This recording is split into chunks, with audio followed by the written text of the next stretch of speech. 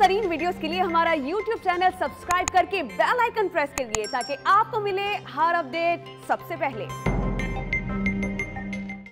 NCOC ने corona vaccine ना लगाने वालों के ट्रेन के सफर पर पाबंदी आयद कर दी है। पाबंदी का इत्तलाक 1 अक्टूबर से होगा। एनसीओसी का इजलास वफाकी वजीर असद उमर की सदारत में हुआ। इसी की तफसीलात लेंगे डॉन न्यूज की नुमाइंदा वजीहा खानैन से। वजीहा, बताइएगा इजलास में और क्या कुछ फैसले किए गए हैं? बिल्कुल, आज एनसीओसी का इजलास जो हुआ है वफाकी वज़ीर असद उमर की ज़ेर सदारत हुआ है, जिसमें खास तौर पर मुल्क में रावलपिंडी और पेशावर में कोरोना के जो बढ़ते केसेज है उनके ऊपर इज़हार तशवीश जो है वो किया गया है। इसके साथ साथ जो SOPs है उन पर अमल दरामद कराने की जो है हदायत जारी की गई हैं।